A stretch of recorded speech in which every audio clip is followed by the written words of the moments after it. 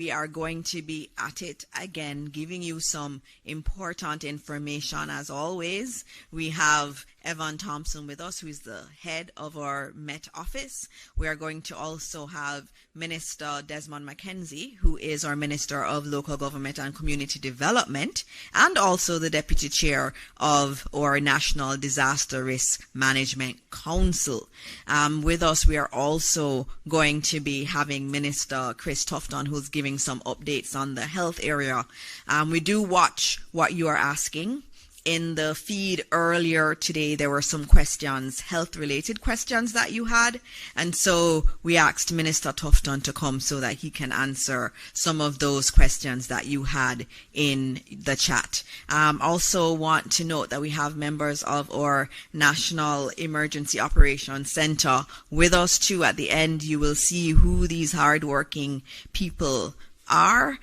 We also have with us the chair of ODPEM, Mr. Sweeney, is here, and he has not just been chair, he's been here every day, and really leading the charge with Minister McKenzie, and so I have to acknowledge you and thank you. And of course, I cannot not acknowledge Tony. Tony, how you signed that? All I can do to the entire deaf community, and I know that you're watching, Tony has been trying to teach me. There you go. See, she's been trying. She's really been trying. But, you know, we want to create a space that is really conducive for everyone to participate in knowing what is happening. And so, Tony, the work that you do day in and day out, we appreciate it. We appreciate you making this space a lot more one that is truly for the entire Jamaica and is truly inclusive. And so we're going to get started. This will be a shorter briefing. And so the man of the hour, Evan Thompson. Evan, you have to come and give us good news. This is the 7th briefing we have done. 7 is a very lucky number. Evan Thompson, come and talk to Jamaica. 7. Thank you, and I'm going to try to do this in 7 minutes. Good evening, everyone, here in Jamaica, of course. Minister, I greet you. Mr. Chairman, sir, Mr. Sweeney, good to see you and all distinguished persons here. I greet the media and I greet the people who are watching online and those who are watching on television at this time. What we have facing us is a major Category 5 hurricane that is over the waters of the Caribbean Sea and moving closer and closer to the mainland of Jamaica. It is some distance, over 100 miles to the south of the island at this time, and it is expected, or it has already begun a slight turn toward the northwest. The movement over the past day or so has been westward, moving from southeast of the island to now just southwest of the island. It is moving now to the northwest, which would suggest that it's going to be moving away. It suggests that, but be not fooled, because the projection was that it would turn first to the northwest and then take a turn toward the north, and then a turn toward the northeast. So it's making a turn to kind of beeline toward the western part of Jamaica. It is what was projected. Many persons were wondering, how could you possibly predict that the system was going to make a turn like that? Because obviously it is moving toward the west. All our meteorologists were telling you online that it is actually going to be moving toward the west and continue westward. But the truth is, there are a number of steering patterns that force the direction of movement of systems like these. And as the models ingest the data, they would suggest where those patterns will exist, where high pressure centers would be and where low pressure troughs would be, where frontal systems would be. And all these have some impact on the direction of movement of systems like Hurricane Melissa. So what was expected is that when there was a break from the high pressure area that was north of Jamaica, when there was a slight break, it would take advantage of that break and move toward the north, because the general motion of a hurricane in this area would be not just west, but a bit north of west, while it makes its recurvature and continues to the north. So this is what was expected. There is a little break that it is experiencing, and so it's taking advantage of that break to move toward the north. It just so happens that Jamaica is the place where the break is being experienced. And so with that happening, we are now seeing that turn, and for the system to continue to make its way, keeping itself as much in low pressure areas as possible, because it is itself a low pressure system. So we see on our picture here the center, which we call the eye of the hurricane. Right around it, those areas that are very white are what we call the eye wall of the system. Then there are those inner bands, and then wider outer bands, or spiral bands, or feeder bands as they are referred to. These take the moisture, as you see, from the southern part of the Caribbean, moving it into the system, and so it keeps it generating. And you know, they are very warm waters of the Caribbean Sea that all our tourists always flock Jamaica to experience. Looking at the image here now, we see again a satellite imagery showing the cloud mass and the storm, the hurricane as it is, but these dots actually are showing where lots of lightning storms have been detected. So there's lots of lightning that's occurring within the system, and we see that the central part where the eye is located is one of the main areas where there is a lot of activity, heavy thunderstorms. There is torrential rainfall, but there is so much activity in the clouds that it's producing this kind of lightning. Here we see a forecast of the track of this system. First we see how it has moved so far, moving from east to west over the waters to the south. And then as it makes its turn, which is what we are experiencing at this time, the center of the system has started to make a turn, although it appears that it had moved a little bit past the Negril Point, which is our westernmost point of Jamaica. But as I said, recurving to the northeast, and so moving across the island of Jamaica. It's expected to make impact somewhere in the eastern part of Westmoreland, or extreme west of St. Elizabeth. So near to that border of Westmoreland and St. Elizabeth is where it's expected to make its what we call the landfall. There are some terms that we need to deal with. In this case, we have a landfall. In the case of Beryl of last year, we did not have a landfall because the eye did not cross the coast. But being so close to the coast, with us coming into contact with the eye wall, it was considered a direct hit. So it's a hit, but it's not a landfall. This case is both a hit and a landfall, because that center is actually crossing the coast of Jamaica. So a little bit more education, Minister. So it's moving across the island, and we expect that it will make its exit from the island somewhere in the vicinity of Trelawney, St. Anne, as it moves off the north coast. Now, in that time, of course, we do expect that Jamaica will experience significant impacts of this hurricane. It will be a serious event, because this is what we have captured from the radar that's operating in Jamaica. With the showers, you can see some of the shower bands that are already being experienced over sections of Jamaica. The southern part of the island, as well as in the west, we experience quite a few of those bands, and those have been producing rainfall over sections of the island. We've also begun to experience some of the tropical storm force winds, mainly over southern parts of the country, as the system is to the south. But as it moves closer to us, we'll see more of that kind of weather, more of the rainfall as we move into the bands of rain that are surrounding the system.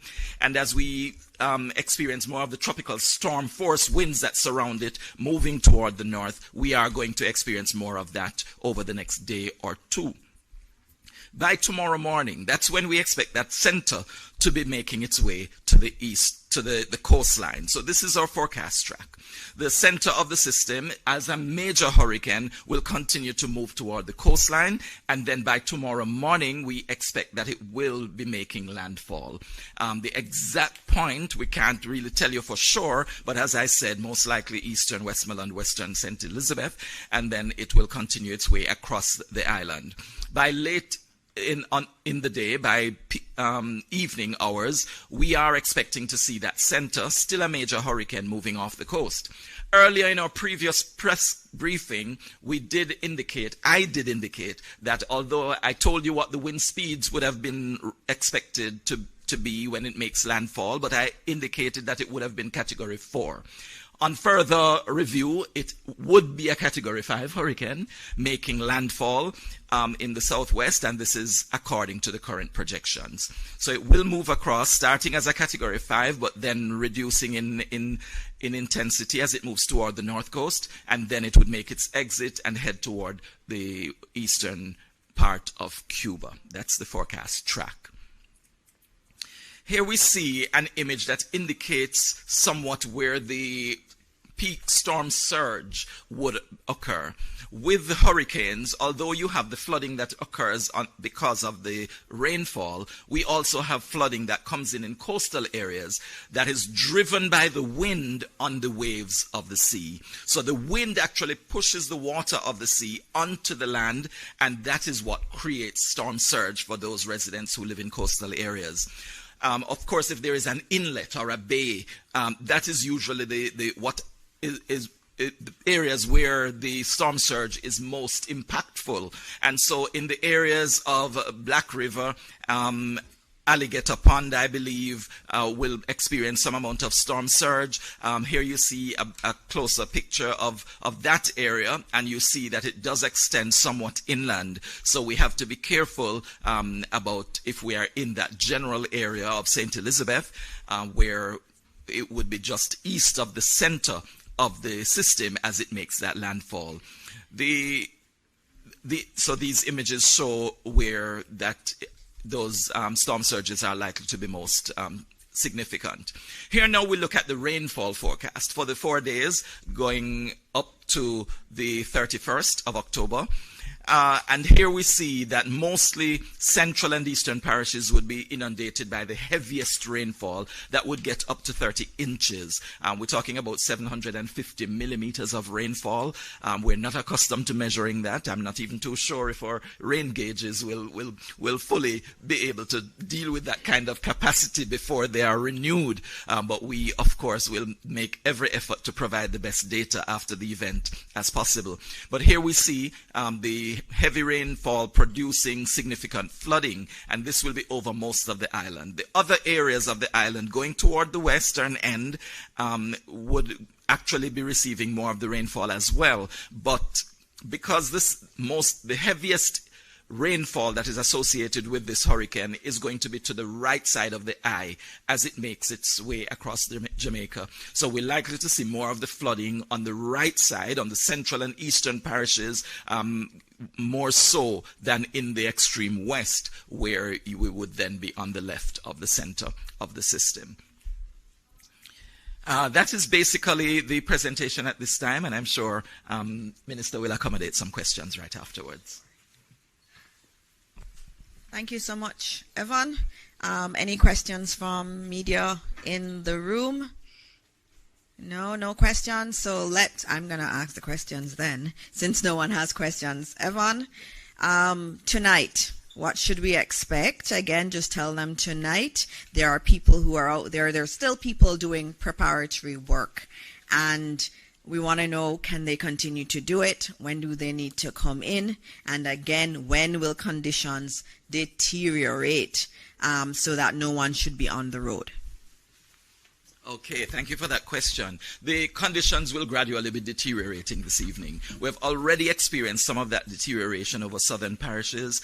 Also in the east, we've experienced an increase in cloud cover, an increase in rainfall over the areas, and more intense rainfall taking place. Originally, it would just be some incidents of light rainfall that occur over sections of the country. Now we're seeing more moderate rainfall occurring over sections of the island. We have not come into that large mass that surrounds the eye yet, but that is what is progressing across Jamaica, and so we expect that the intensity will gradually increase as we go through tonight. We'll also be continuing to experience strong winds, tropical storm force winds moving across the country, mainly over southern parishes first, but then moving over to northern parishes as the center moves closer to the coastline. Also, as we go through the night, we also are expecting that we will have hurricane force winds beginning to impact, starting with the southwestern part of the island and then progressing across to central parishes. We're not expecting that the hurricane force winds will actually get all the way to the eastern end of the island, but tropical storm force winds will continue. The hurricane force winds extend only 45 kilometers or 30 miles from the center of the system. So if you're outside of, say, 50 kilometers from that center as it moves, your experience is going to be mostly tropical storm force winds. Don't take it too lightly. That can also produce quite a bit of damage, and the rainfall that's associated with the system will still be very much that you could have flooding in any area of this country. So expect all of that as we go through the night. The hurricane conditions will get, of course, increasingly intense as we get into the morning hours of Tuesday. Thank you very much, Evan. I don't see any other questions. You've heard it. It's still Category 5. Oh, there is one question. Can we get the microphone to someone who never asks questions?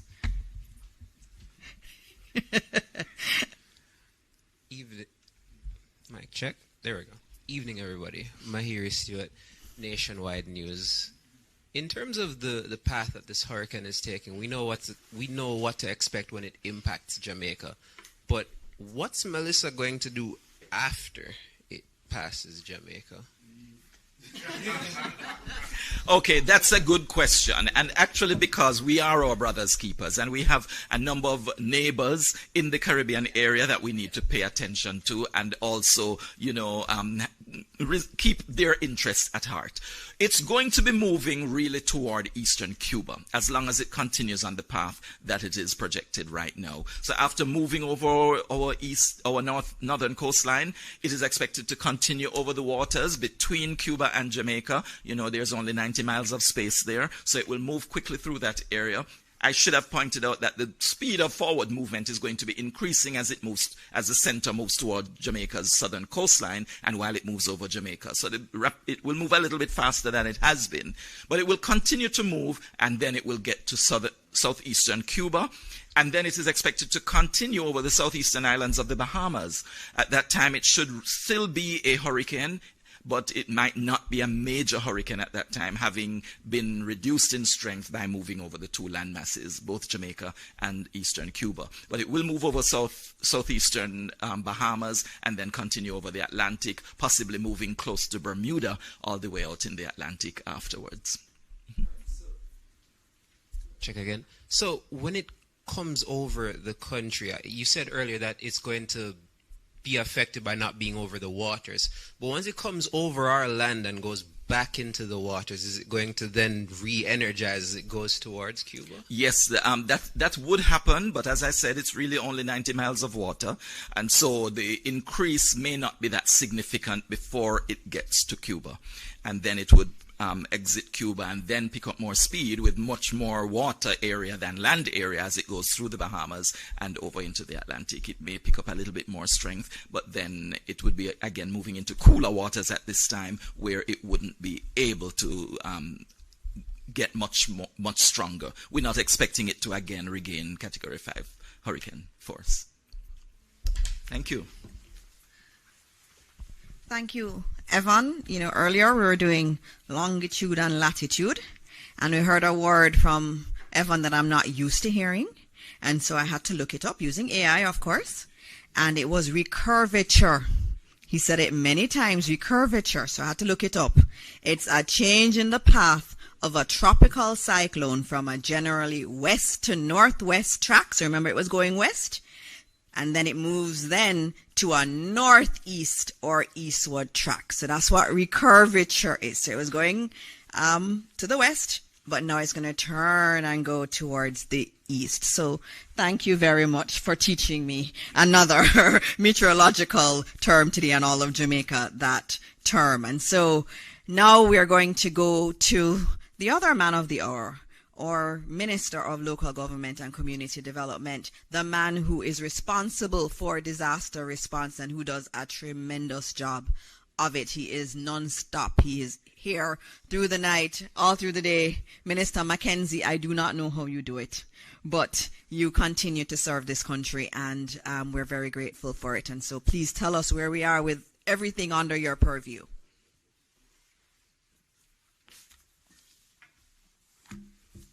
Thank you, Minister. You have been doing a good job yourself. Acknowledge my colleague who just walked in. There's a fine for being late. And to acknowledge the members of the support team, the JDF, the police, the Jamaica Fire Brigade, the Red Cross, and all the other entities, chairman of the board, members of the media.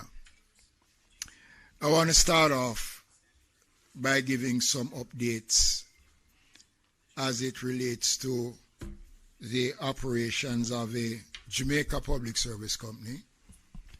And as you have been told by Mr. Thompson, that the southern part of the island is experiencing some challenges as we speak. Now, this update that has been provided to our center downstairs, and I want to make the point that all the information that is pertinent to the ongoing hurricane comes directly out of the ODPEM. So when we give the information, it is not hearsay or faked information. It is the information that has been gathered by the team, and each entity, for instance, all the utilities are here, both telephone, water, and light. So when we speak with a certain level of authority. A total of some 50,000 persons are without light in the following parishes as we speak: Portland, St. Thomas, St. Elizabeth, Manchester. Approximately 40,000 persons in the western end of the island are presently without power. And there are 4,000 in the eastern part of the island, and another 5,000 without light in central Jamaica. Transmission lines are out in Magati and Porous as a result of down power lines and poles in some instances. The Jamaica Fire Brigade reports a number of trees in some areas they have received reports, and they have a team out there removing the fallen trees, and with support in some instances from members of the community. You remember earlier this morning, the Prime Minister did indicate that the National Solid Waste Management Authority is on the road, and they are a part of that team island-wide that is helping to remove fallen trees right across the island.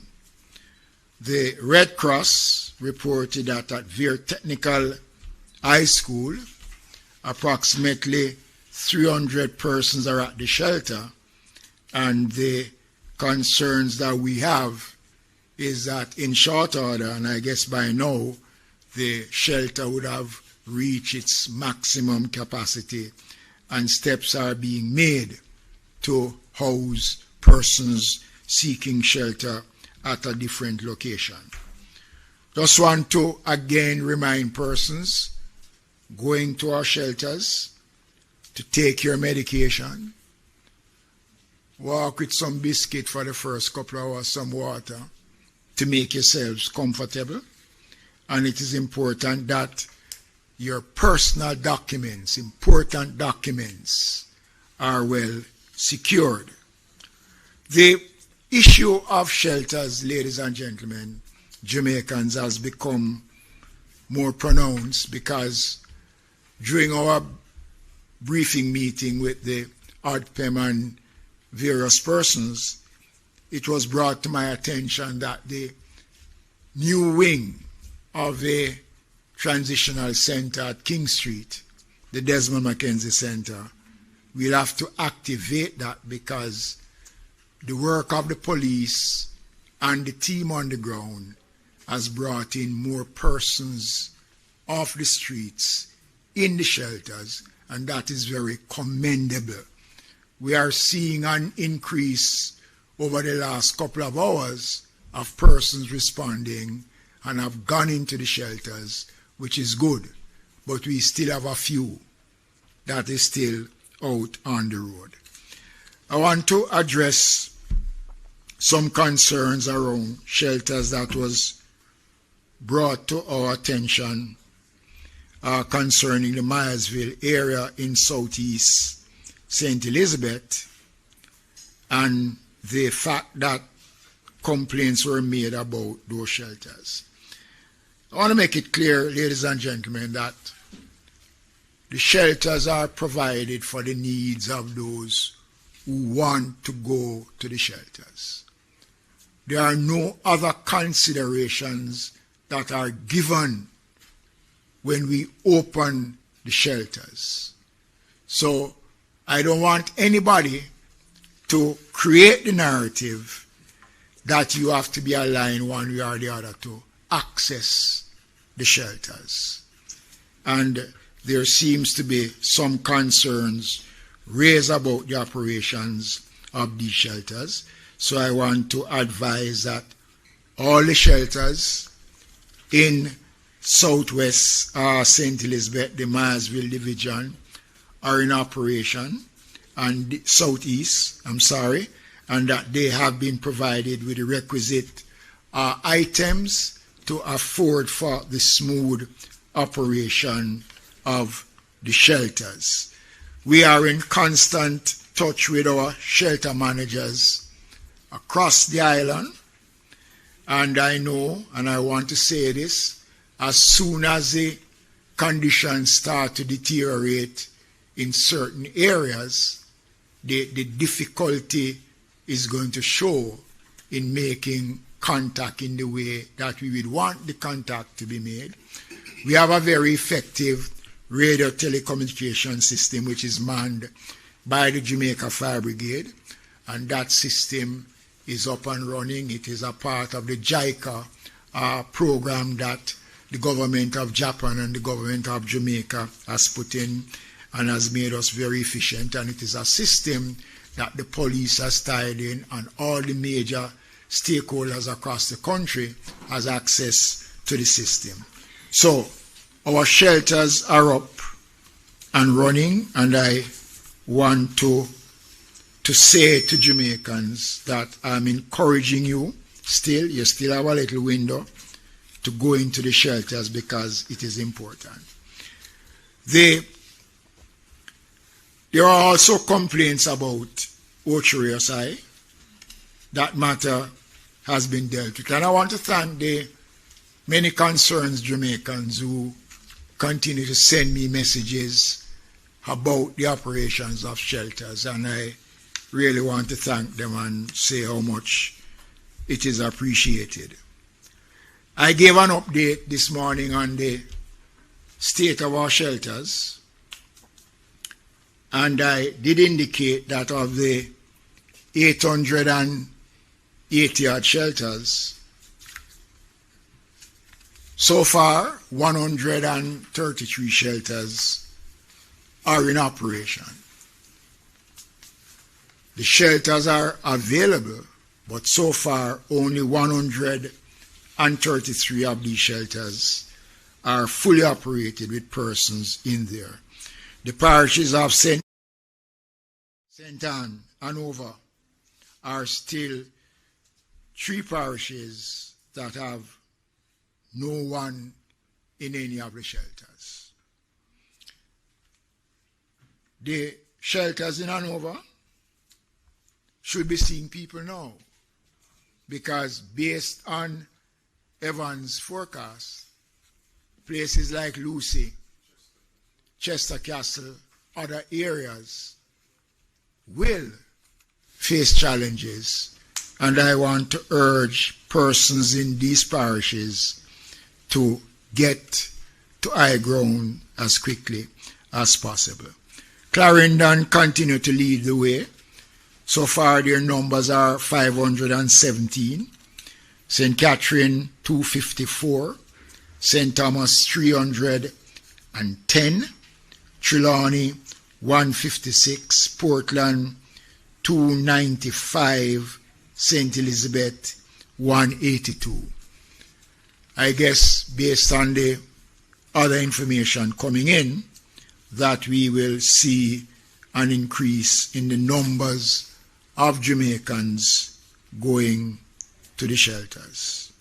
As I said earlier on today, it is anticipated that more than 40 to 50,000 Jamaicans will be evacuated from certain areas, and we are expecting that number to grow. I want to again emphasize the importance of sticking to genuine information.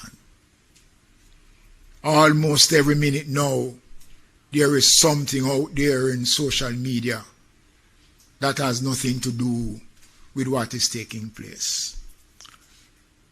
There is concerns that persons who genuinely wants to go to shelters are being convinced by others that it makes no sense that they go to the shelters. And many people have been told that you are safer at home than in our shelters. My first experience of a major hurricane at this level was Matthew in 2016, just shortly after I became the minister. And it was a testing time. Fortunately, Matthew changed course. But over the years, we have developed a system to improve the quality of our shelters. And I will not deny that some of our shelters might not meet the expectations of Jamaicans.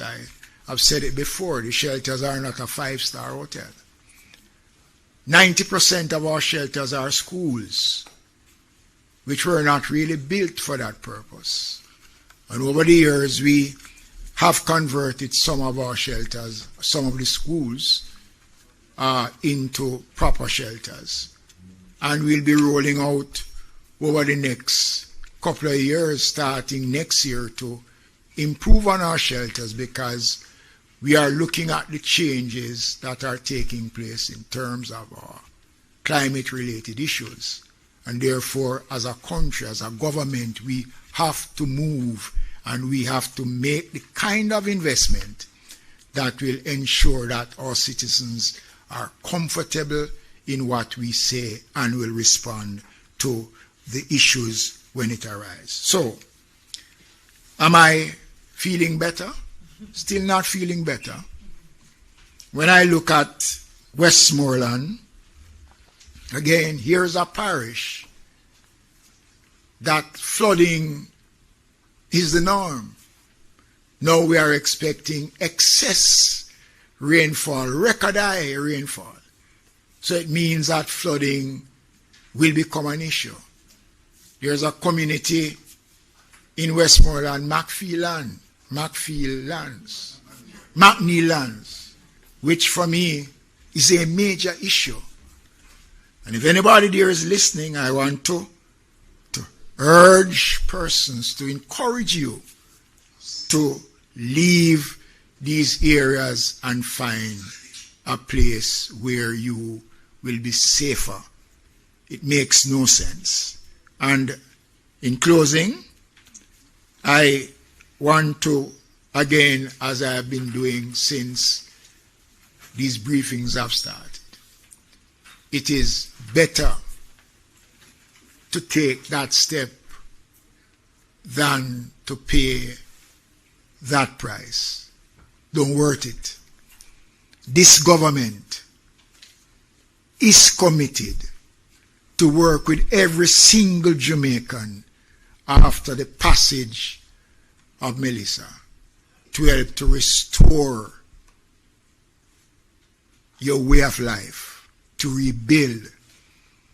The Prime Minister spoke about the various layers of insurance and coverage that an understanding government has put in place over the last 4 years to secure the Jamaican people.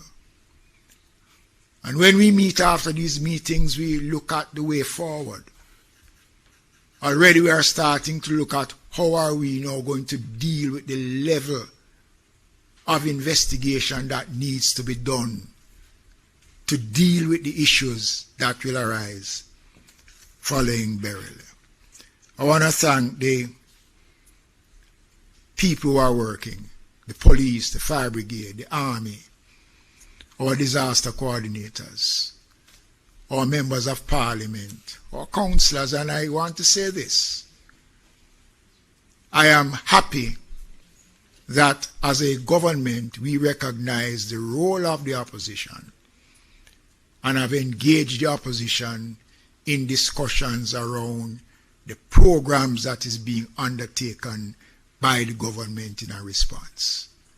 And we have been open, we have been clear, and if we are wrong, we are bold enough to say we are wrong. But all the decisions that we have taken to safeguard the Jamaican people, we stand by those decisions. It is the Jamaican people that have to work with us now to ensure that we minimize as best as we can whatever the outcome is. Thank you.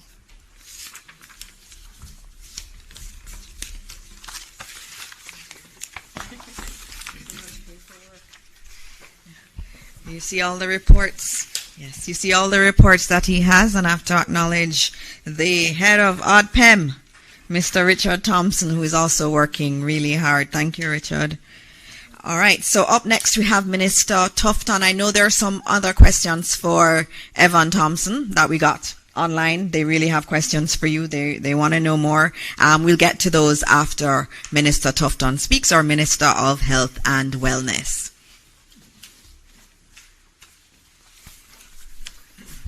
Thank you very much, colleague Minister, and my apologies for being a little late, but my colleague and friend Desmond Mackenzie understands, and I know he won't charge me.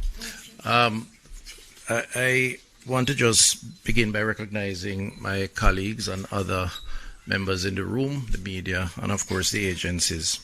So a couple of things that re-update. Firstly, I was late because I was on a conference call with the health ministers of the Caribbean region, chaired by the head of CARICOM, who expressed the desire to support, and I gave them an update. And I want to just publicly thank my colleague ministers of health in the Caribbean who have offered to provide support wherever that is needed, including CARFA and CARICOM health ministers. So I got a little delayed because of that conversation. In terms of the updates, health centers remain closed as we had announced, but all hospitals remain open and all are prepared. I have done a number of visits over the past 24 hours or more,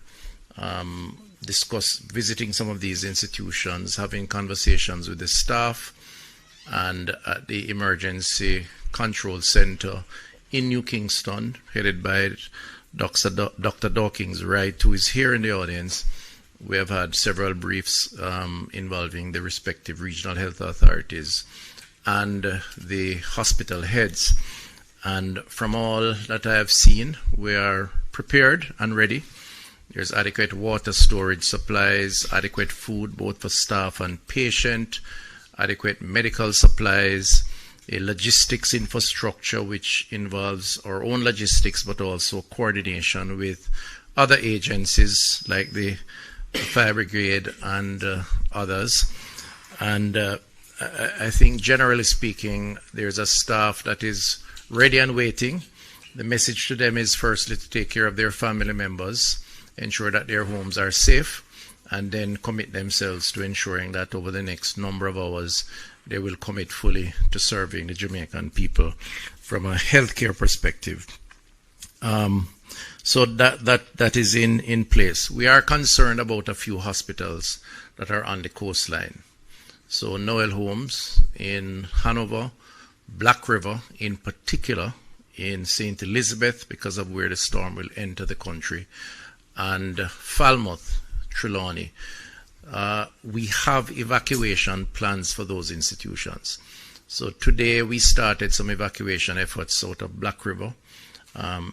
Fortunately, we just completed a 12-foot seawall on the coastline between the hospital and the sea, and that is in place, which will provide a buffer and some protection. But based on projections of 13 or more foot waves, we do anticipate a breach of that.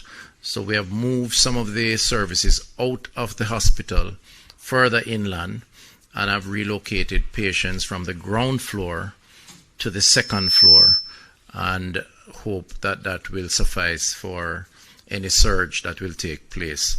The other institutions have evacuation arrangements and will exercise that as the case may be.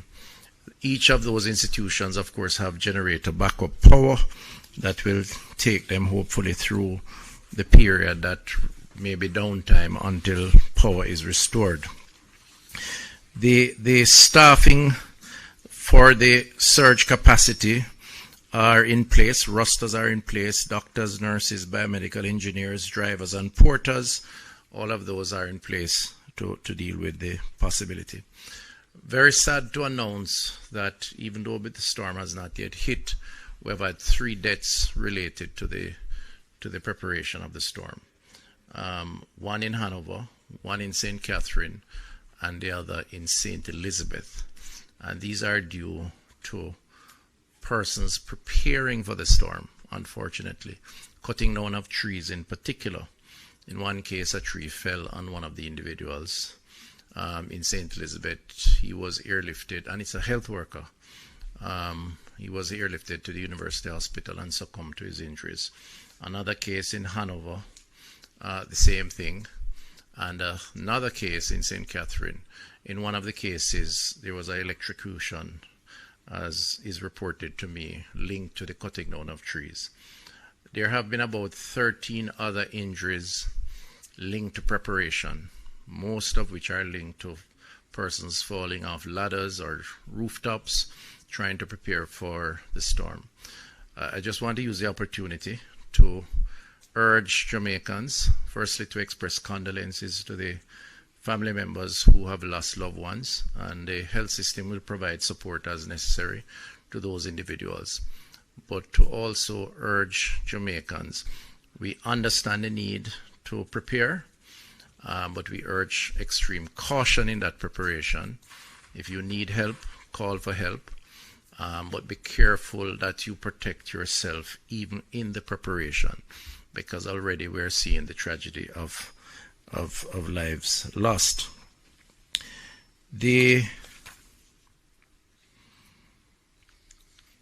In terms of the challenges around the actual event, which very little can be done between now and early AM, which is when we expect the storm to hit. Outside of the preparation of the institutions, and we urge those home to ensure that they have adequate drinking water, because turbidity can impact quality of water.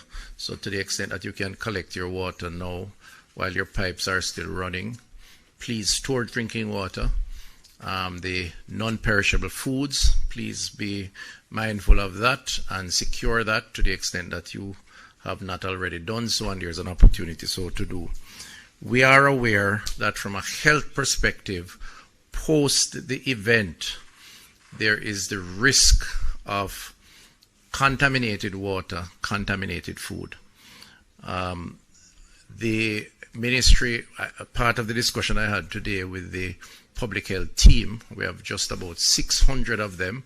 These are the officers who go out into the field and visit retail outlets, wholesalers, institutions to ensure that the integrity of our food chain is maintained. They, under the law, have the authority to seize and dispose of foods that they suspect is contaminated, because a major consequence, if we get past the storm, is the ill effects of what happens after, and water and food are critical. So I just want to remind retailers, sellers of food, that they should put whatever is necessary in place to ensure that whatever is perishable is protected, but also to say that the team will be out in the field right after to examine and to ensure that the food supply remains intact, and they do have the law on their side to protect consumer safety.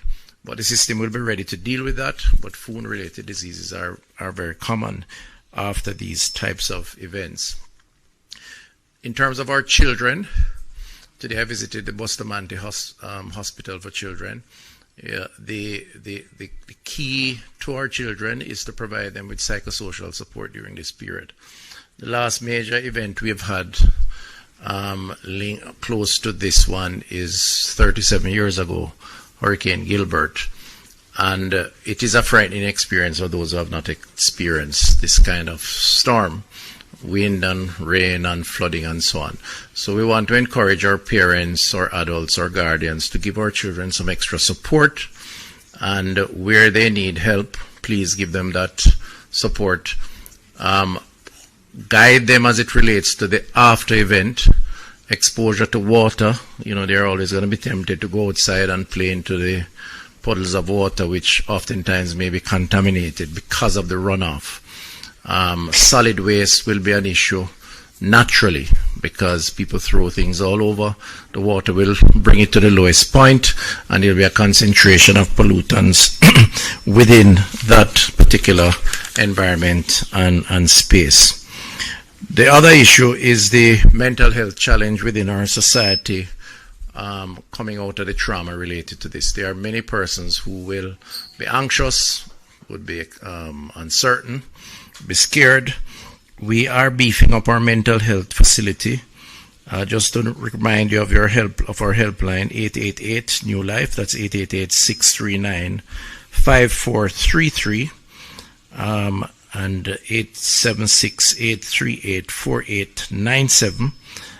We're encouraging persons to use the lines if you need to talk to someone. We have members manning those lines on standby, and will provide whatever support that we can give. There are vulnerable populations in the society that we are mindful of. The older population who are chronically ill, those who require medication for their hypertension, diabetes, other forms of chronic illnesses. The NHF, I've had a meeting with the NHF.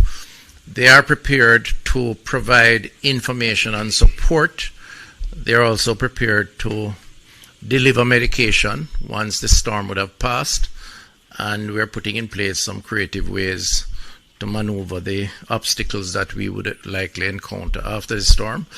And what we would ask persons to do is to keep in touch using the One Love helpline, 888 One Love, for the vulnerable populations to be given whatever support they can.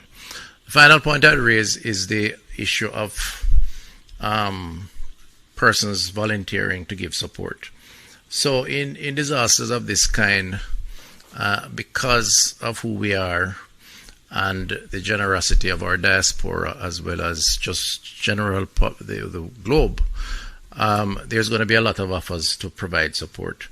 It's going to be important for us to ensure that that support is coordinated and that it is properly organized. Now, I know that ODPM and Minister Mackenzie will provide whatever channels of contributions and the management of that process. As it relates to health, we have put in place a mechanism through our charitable foundation and the National Health Fund to ensure that we are able to guide the type of support that may be needed in the immediate aftermath, the logistics of that support in terms of coming in, where it is stored, how it is distributed, because you can end up tripping over yourselves because everybody wants to help and there's no coordination around that help. So I just want to say that those who are offering to support the restoration from health's perspective, we will be happy to guide you and to provide you with the appropriate guidance as it relates to that. I want to close by thanking the healthcare workers. They are not unaccustomed to emergencies and to going beyond the call of duty.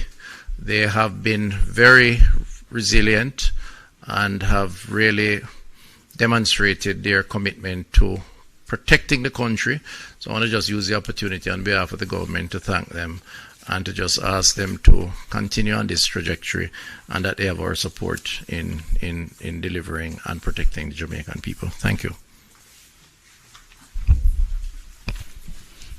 Thank you, Minister Tufton, for that. You actually answered every question that we had in the chat today. There were mental health questions, what's going on with the hospitals. You've answered everything without us even having to go to questions. So thanks to you and to the Ministry of Health team for all the work that you are doing. I am going to actually stop before the question and answer. I have some questions here that we need to go. Most of them are to you, Evan, that I need to ask. And there's one more I'm getting, Minister Tufton, from you. You'd have heard us speak of the National Emergency Operations Center, which is here. There are a lot of individuals that are there and they're working really, really hard. They're coordinating with the parish coordinators. You see them down there with their radios. They have a lot of equipment where they can easily be deploying resources across the country. They have trained for this. They have worked really hard on this. And so you've been hearing a lot from the ministers, but there are some really great patriots that are here. They've worked really hard for this country. And I just wanted to bring up the lead of some of those entities that are in our Emergency Operations Center here at ODPEM. Of course, I'm going to ask you if you could please stand here so that the cameras can pan to you, because Jamaica wants to know who you all are. And as I say your name, you can come up. And I'm going to probably go in that order. Commissioner Stuart Beckford from the Fire Brigade. Hi, Commissioner. How are you? I know, but the Fire Brigade is going to be absolutely central to any rescue operations that we're going to be doing across the country. And so we want to acknowledge the Fire Brigade team that's downstairs in our Emergency Operations Center. We also have Marilyn McDonald, Manager, Community Renewal for JPS. JPS is also here. So we know when things are down, and JPS is coordinating with us. We have other entities like the NWA and other groups too. And so thank you too and your team for being here. We also have, and you can all stay up here, you don't have to come down. They can pan out to you. We also have Commander Alvin Gale from the Jamaica Defense Force. They are here. You see the JDF gentlemen across the building. They are being led by you, and you're doing a fantastic job and just working to coordinate all the areas that JDF will help with in any type of recovery effort. JDF will be central to it. And so they're already here and doing coordinations from now. We also have Dr. Ellington from the JCF, Superintendent from the JCF. The JCF is here too. They know what's going on. They know where there is danger. They're coordinating. They're getting their troops out as best as possible. The members of the JCF, the police force, will be out. They'll be deployed as necessary. So don't even think about it. I know what some people are thinking about the JCF. They are here. They're monitoring. They're out there and monitoring, and we can divert resources very easily. These are just some of the people that are working downstairs. Mr. Thompson, you should join them. ODPEM cannot do this without ODPEM. ODPEM is really central to all of this. And they all have families. Look at them. They have families. And this is just a few of them. Downstairs is full. It's a lot of people in the room coordinating. And they are here for us. And I would like to also add someone who is not willing to come up. Rohan, come on up. You see Evan here all the time, but Rohan is really doing a lot of work. Rohan is here. He is always here. And he is the one that comes in the room and tells me, okay, the storm is starting to turn, or it's still going west. And so we have up to the minute information right here, and it goes out to the parish coordinators through these lovely people who are here. We also have Dr. Dawkins. Can you join from Minister of Health too? We have a Minister of Health rep here all the time. They come in shifts, but there's always someone from the Minister of Health. We're coordinating. So if we know there's a problem in a particular area and that we need to mobilize resources in a hospital, we can do so. Look at their faces.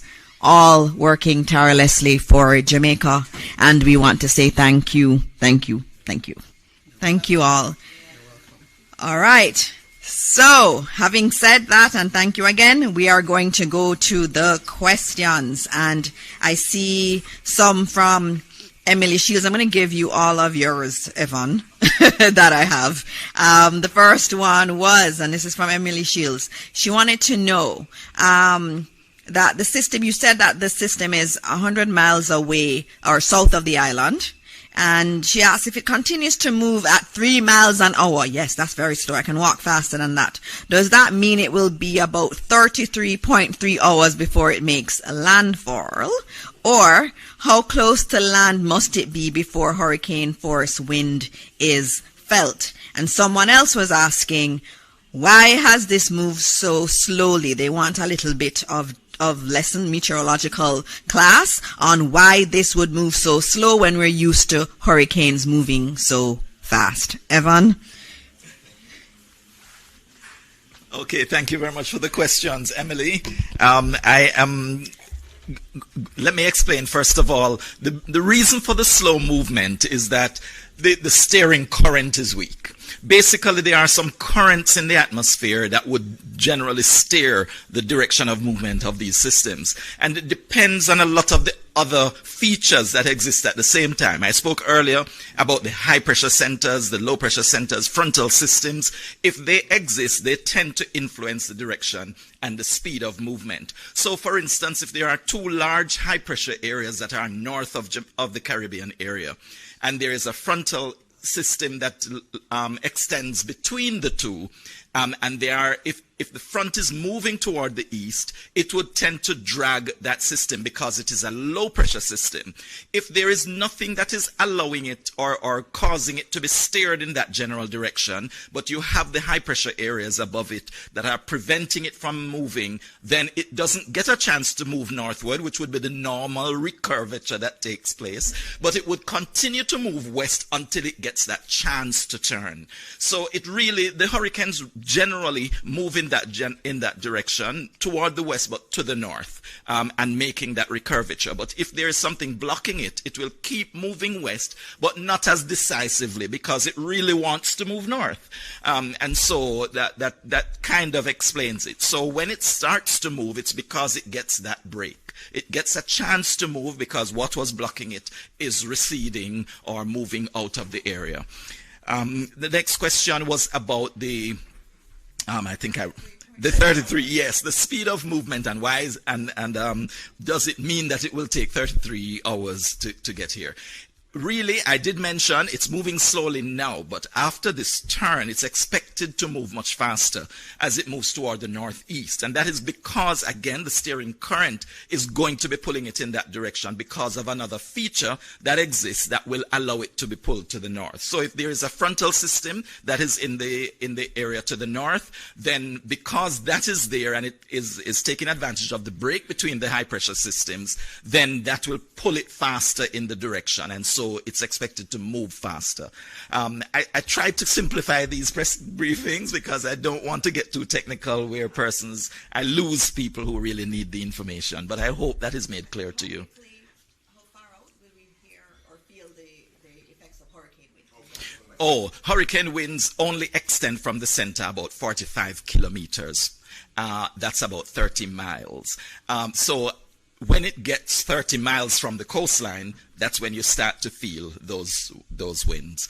And then, of course, it will take you have to calculate the speed of movement, and as it moves toward the north, how long you will continue to experience those winds. But the center would have to have passed 30 miles from you again as it moves away before you start to move away from those hurricane force winds being experienced.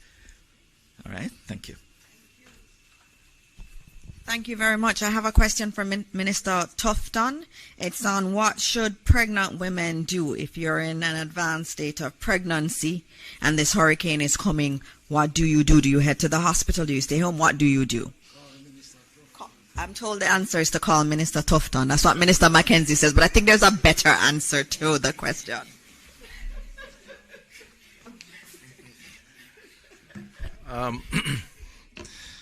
Okay, so having second-hand experience on this, not direct experience. No, but the first thing we'd advise is that you consult with your physician and allow the physician to guide you.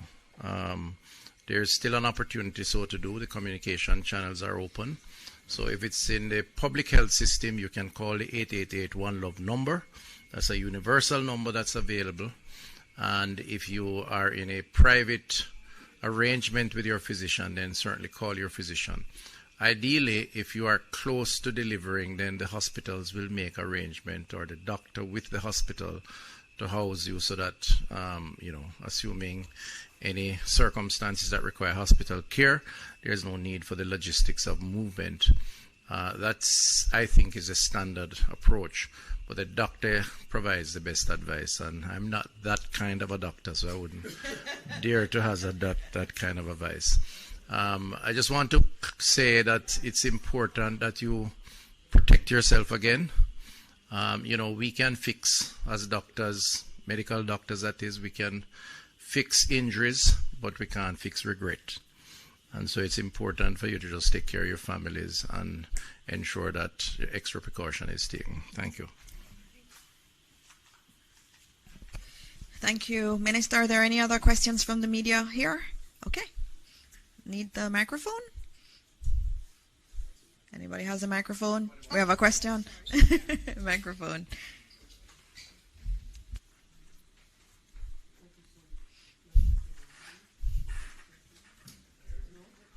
Is it on? Mike, okay, great. Good evening, everyone, ministers in the room. My name is Twyla Whelan. I am from the Jamaica Information Service. I have a series of questions, and these questions are not only from me, but from audience members viewing our live stream. So one of the first questions, I believe, would be to ODPEM, and it has to do with the website. It's showing that some sites, some shelters are closed. Is there any clarity that can be provided on this, or is it a case where some of them are up to capacity, or is there a glitch with the system? We just want to be clear. That's the first question. All right, he's going to answer. We're going to take the series together because we do know that some of our news stations need to break off now. Well, as you have heard from Minister, not all our listed shelters are open.